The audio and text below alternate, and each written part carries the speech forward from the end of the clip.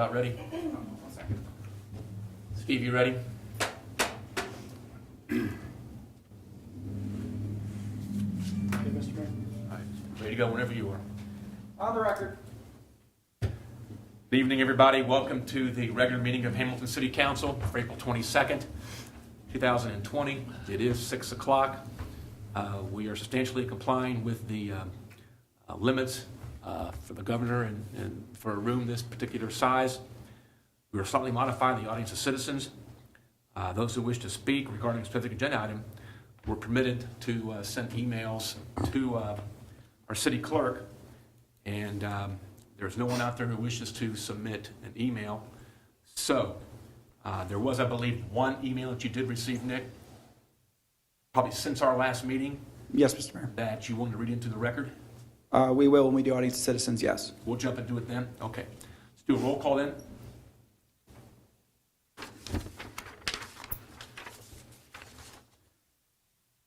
Pullman, Present. Fear, Present. Vaughn, Present. Ryan, Here. Nab, Present. Brown, Yes. Moeller. Present. Okay, let's start the meeting off with an offering of prayer, followed by the Pledge of Allegiance. Please stand if you are able to. Almighty God, as we now can see the light at the end of the tunnel, of the COVID-19 tunnel, guide the people in our community to make smart decisions about their own health and the health of others. Protect our first responders, police, firefighters, EMS personnel, and hospital personnel. Help them to be able to return to their homes from work healthy and safe. Amen. Amen.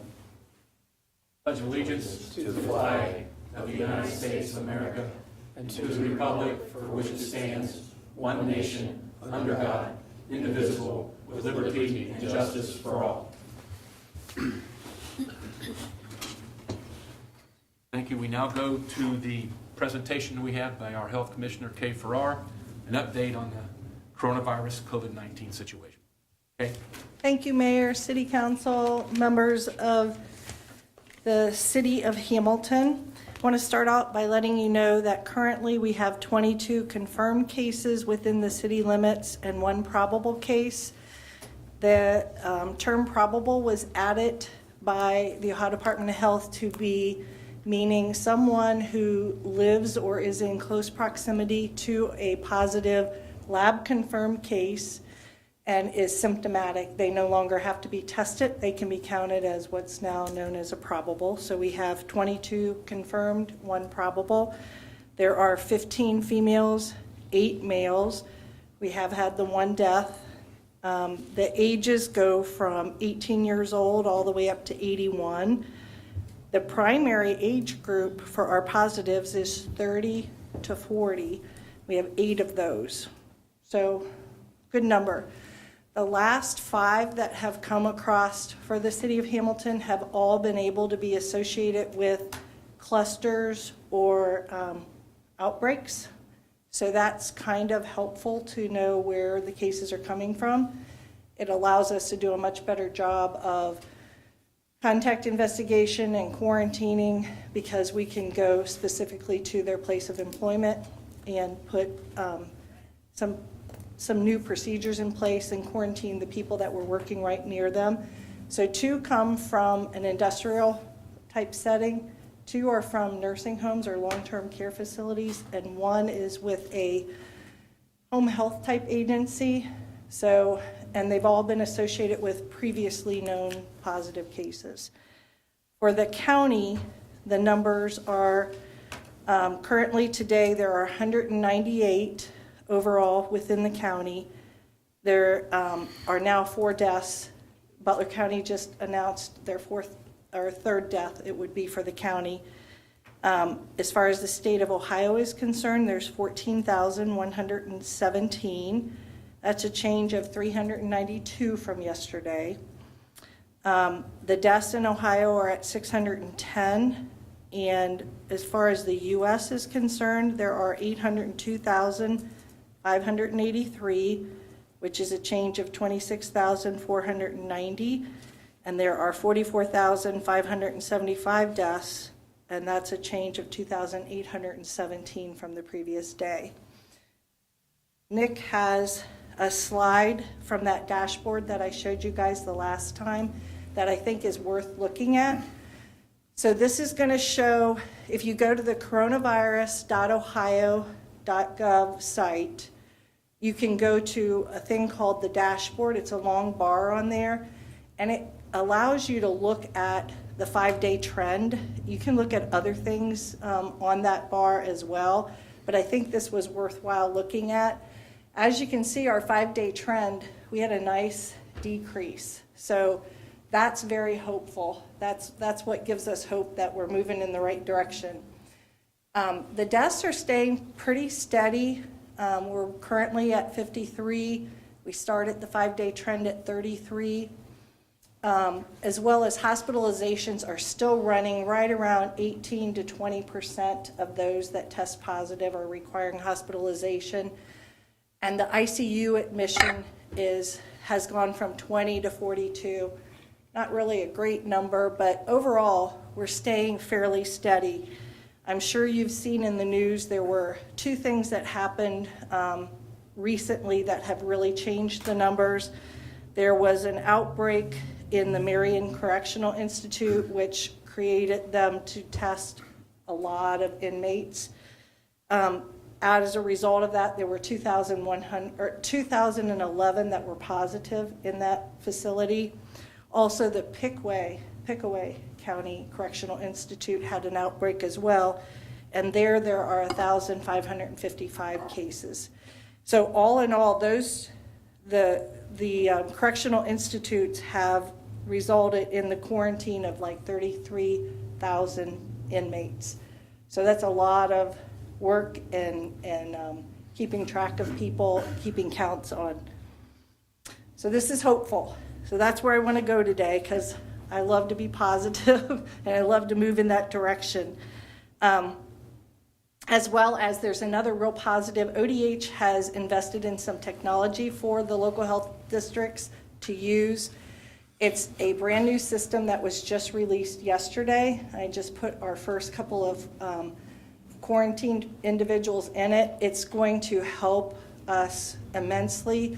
It allows us basically to put their demographics in there and their cell phone number. And as long as they opt in, and you get to have the chance to talk to them about that, they will get a questionnaire text to them once a day, which they answer the questionnaire and they actually report their temperature to that, rather than what we've been having to do, which is calling them, texting, and having them text us back, and the reminders that way. This will remind them 3 different times. So most of mine, I have to say, have been very compliant, and I don't have to retext them, but this just takes another step out and will make our lives much, much better.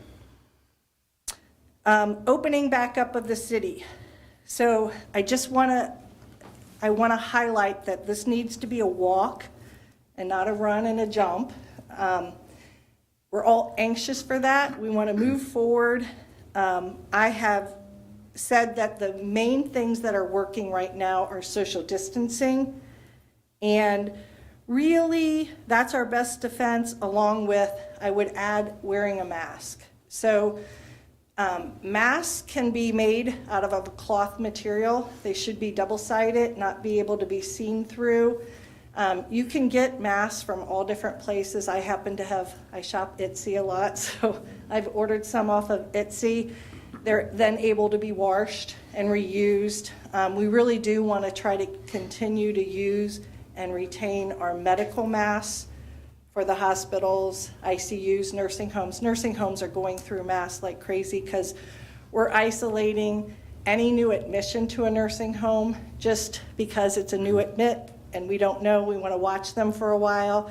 So they're using up a lot of PPE in that manner. So we want to try to use the less probably viable option, which is the cloth mask. And again, if everyone's wearing a mask, you're basically protecting, if I have a mask on my face, I'm protecting you guys from me more so. So it's that direction. We already know that there was the history of the choir in Washington State where there were like 80 members, and all they were doing was facing forward singing, and 60 of them came back positive, and I think they had something like 5 deaths. So what we know now is, especially when you're projecting like that and you're really forcing air out, this is an airborne illness, so it only makes sense.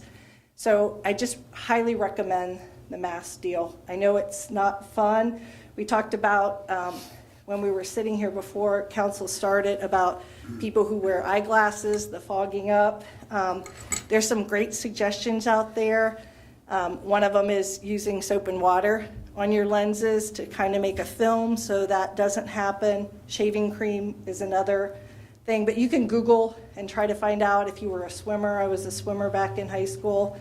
You know, there were ways to help us not to get that fog on our lenses. So I have asked the sanitarians, the public health sanitarians, to start meeting and to get plans together on how to help businesses open back up. So I'm asking them to basically develop some SOPs. We've had some great views our own self because we've been asked to come in a couple of facilities, and I've seen some awesome things going on. So that kind of gives us an idea, and I've also asked them to research other countries that have opened up and how best to help guide people on how to open most safely, and so that we can have the confidence of everyone and feel safe about opening back up. I don't know how we're going to open back up. That will be, you know, the governor's deal, and we will follow through and we will help the best we can to the city. We want to be there. We want to be a part of it for everybody.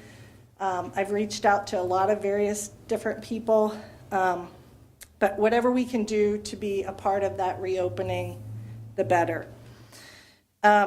I know that the governor today started with the idea that elective surgeries would be kind of the first one to start off back. He's asked all those facilities to kind of look at their plans and get an idea of how they can best operate and do those procedures safely, minding social distancing. There'll be some procedures in place, I'm sure, like washing your hands. You've seen emergency dentists do things like having the people rinse their mouth several times before they come in, and then of course they're in their whole mask and shield and etc. So it will be a different look. I think, you know, going forward, this is going to be a new look for all of us. We may see infection rates go way down. I mean, that would be a great plus on that half. Some of the more intimate types of exposures are probably going to be the last ones to reopen, and that's just a guess of mine. One of those would be barbershops and beauty shops, and that's just because there's no social distancing there. You're kind of in each other's face, sharing each other's air. It's the nature of the beast, but that's probably, in my best guess, that would be towards the end of when we open up. The farmer markets are coming. Those are desirable and needing to be open. We have some really good guidance from the Ohio Environmental Association. So we're going to be meeting with our farmers market and helping them get things in place for suggestions on how to open. But that should be open as planned, and I think we're all excited about that because everybody likes our farmers market. Lastly, I just want to share there is a mental health care line that has been started and established by the Ohio Department of Mental Health and Addictive Services. And that's really to try to help people with some of the anxiety that they're feeling maybe about this whole COVID thing, and even just being captured in their house and not being able to go out. It's very isolating. The number is 1-800-720-9616. All the calls are confidential. It is staffed by professionals. It's free of charge to call. I'll make sure that somebody puts that up on our website so that people will have access to that, but I think that's a needed item as well. Are there any questions for me? Any questions? Thank you for that very informative report, Kay. Thanks, Kay. Okay, we now go to audience and citizens. Before we get started, Nick, can you better than I did, explain how we did this. Sure. All right, as the mayor stated, right now, the audience of citizens is only through email. If you have a question for city council or a comment that you wish to be read into the meeting, you need to email me, the city clerk, at nick.garukas, GARUCKAS, at hamilton-oh.gov. That's also on the website, so I'm pretty easy to find. All we ask is that in the header of your email, you just put in audience of citizens, and we will read your email into the record, and we will try to get you a answer back via email and during the actual council meeting. So we've been doing that the last couple of council meetings, but we've actually finally had a email request from a resident. Her name is Miss Donna McIntosh. She did not provide her address, so her email address is dmcintosh4@yahoo.com. Ms. McIntosh writes, if Fix Our Street levy passes, will the Park Avenue project be included in that? Will residents still be required to pay for the curbs in front of their property, or will it be covered as stated in the language of the levy? We responded as the City of Hamilton, Dear Ms. McIntosh, thank you for your question for City Council. I'll read this into the record at the April 22nd, 2020 City Council meeting. Your question was sent to City Council and referred to the Director of Engineering. If the street levy passes, any future year curb and gutter assessments will be covered by the levy for the duration of the levy period. Park Avenue is part of the 2019 concrete repair and assessment program and not part of the possible future street levy program. City Council may decide at a later date to forego the normal assessment charges of years not covered by the levy. However, no such decision has been made yet. Respectfully, the Office of the City Clerk. That is the only email received by my office. Mr. Mayor, if you care to comment further or anything else. No, did you read the response into the record? Yes, I just did now. From Mr. Engel? Okay, I'm sure you did that. Yeah, yes, Mr. Engel was, he was part of the discussion of the response to Ms. McIntosh. Great. I read that earlier today. So, thank you. If there's no other emails read into the record, whether they're agenda or non-agenda items, let's go on the consent agenda. That includes matters such as approval of minutes, all staff reports, receive and file council information, the caucus report, as well as the information report, the March 2020 monthly financial report, and the March 2020 monthly investment. We normally would have had a committee of the whole. I believe the council does wish to not have that committee of the whole take place at this time. As we review the caucus agenda, it does have a couple matters. One involves vacation of a portion of Short Street Alley to approve the final plat of 1157 Central Avenue, as well as an excess energy sales schedule with AMP, American Municipal Power. So those are two items that are on the caucus agenda. I'll accept the motion regarding that. Caucus agenda items are on the screen right now. Is that correct, Mr. City Clerk? That is correct, Mr. Mayor. Is there a motion at this time? Mr. Mayor, Councilmember Knapp? I move that with the exception of the items so noted, council receive the reports of the consent agenda and concur in the recommendation. Second. Councilmember Knapp, seconded by Brown. Councilmember Brown. Thank you. All in favor, please say aye. Aye. Opposed, same sign. Hearing none, that motion is carried. Now go to council actions pertaining to legislative items, and I'll accept the motion. Mr. Mayor, Councilmember Fear. I move that a note be made upon the minutes that each member of council was furnished a printed copy of each item of legislation prior to its being considered at this meeting. Second. Motion by Councilmember Fear, seconded by Vice Mayor Pullman. All in favor, please say aye. Aye. Opposed, same sign. Hearing none, that motion is carried. We now go to new legislation. And for the record, we have on the screen the property that was part of the caucus agenda, item number 1. Okay, now go to new legislation, and it's an emergency ordinance involving Southwest Ohio Computer Association and some utilities. So, clerk, into the record. An emergency ordinance authorizing and directing the city manager to execute an agreement for the lease of fiber optic facilities between the City of Hamilton, Ohio, Department of Utilities, and Southwest Ohio Computer Association. Mayor, Councilmember Vaughn. I move the ordinance be adopted. Second. Motion by Councilmember Vaughn, second by Councilmember Ryan. This is the second reading of this motion, or this emergency ordinance, is that correct? Second reading only? This is a motion just to do a second reading, yes. Okay. So it's the second reading of emergency ordinance that was read the first time at the last council meeting. So we've got a motion, we have a second. Any discussion about this emergency ordinance? Wasn't the wrong motion made? That's the wrong motion. What is it? Should be a Think it should motion have that the been. rules be suspended. Well, The second. this is the second reading of the emergency ordinance, the first reading having taken place on April the 8th. This is the first time this piece of legislation has been before council. It will need Well, this two is the readings first time tonight. then? Yes, Okay, it'll need two okay. readings tonight. All right, then we need to have the motion that was stated by, I'm not sure who said it as far as. Susan. Oh, Susan? Okay, and your motion was again, please? It's at the bottom of page 2. It refers to second time. I move that the rules be suspended and said ordinance be read a second time by its title. Second. Motion by motion made by Councilmember Vaughn, second by Councilmember Fear. And I apologize because the actual agenda that I had did not have that motion language in there. So that's motion to suspend the rules and read it the second time by its title. So roll call vote on that motion, please. Pullman, yes.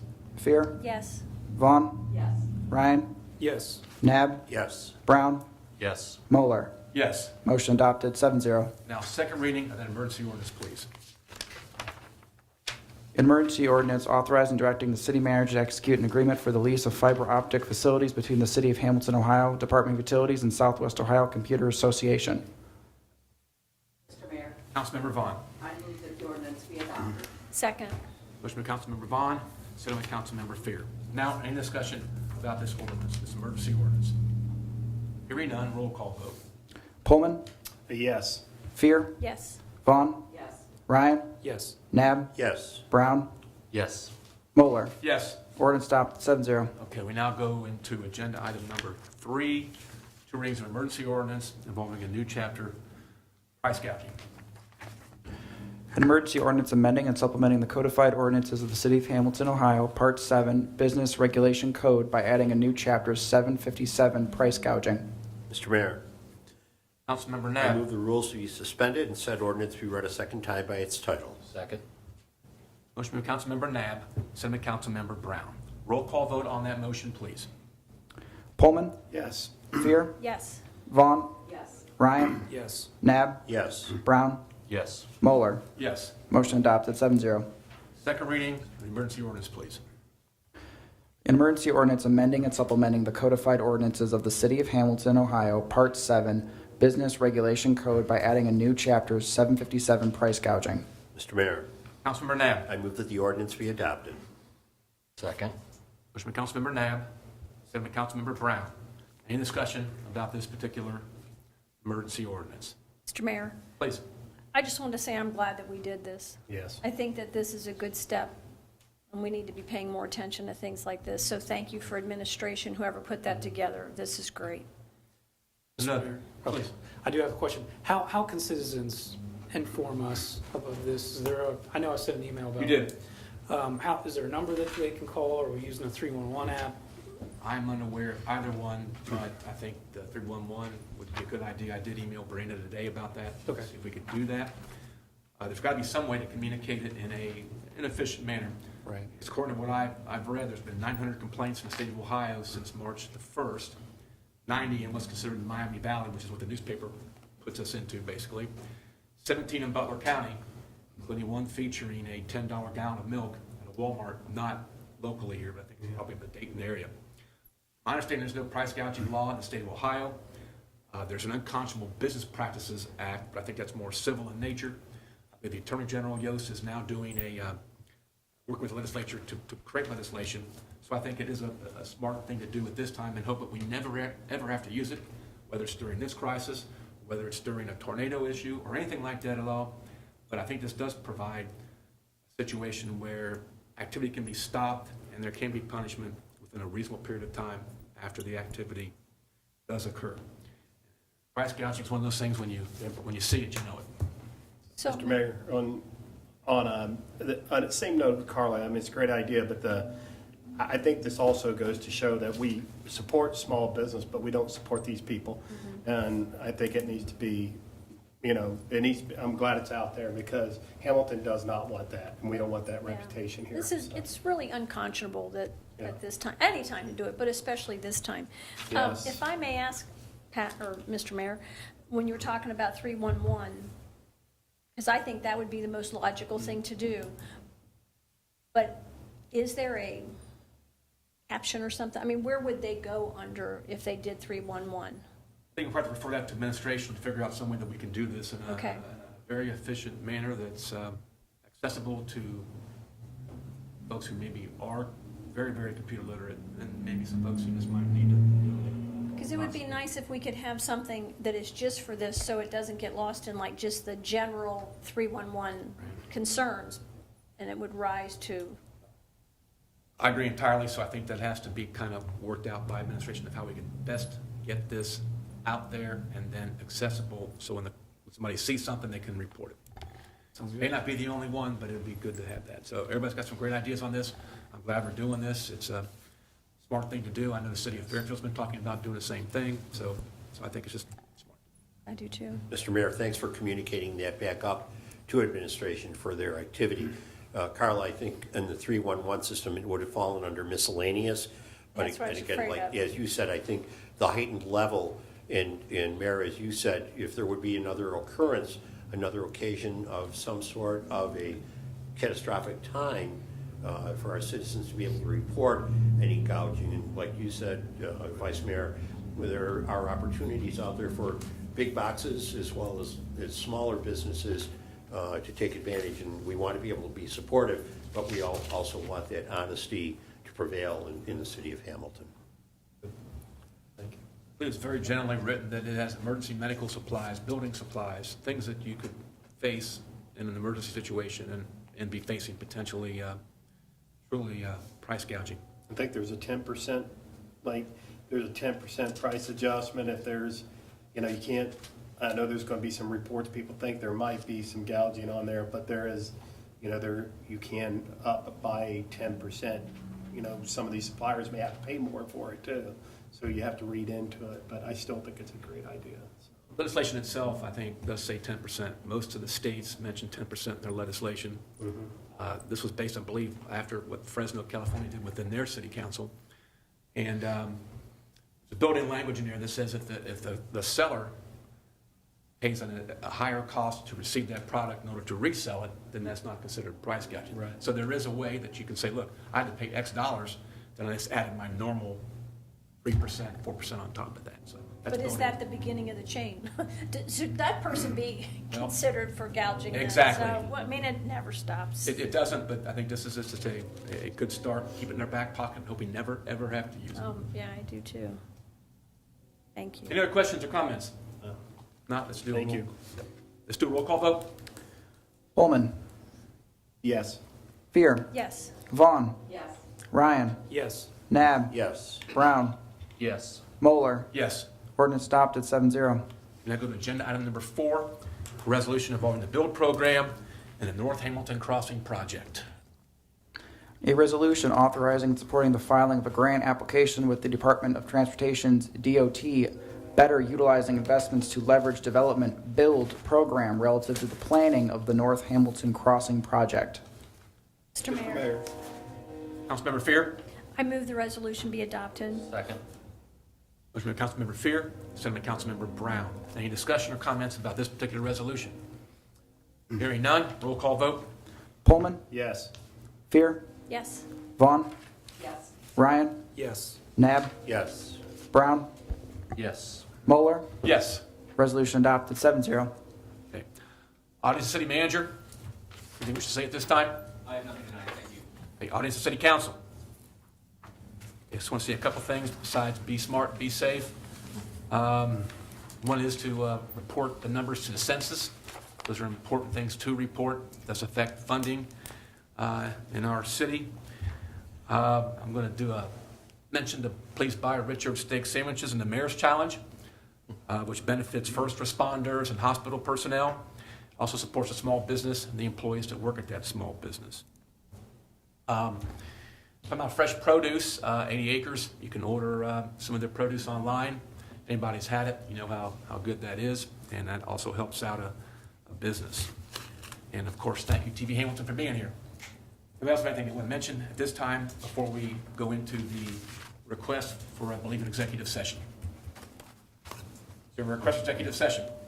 There is, Madam Law Director will read into the record.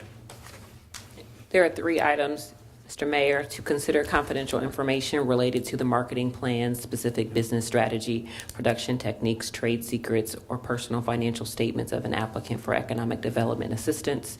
The second, to consider employment, dismissal, or compensation of a public employee.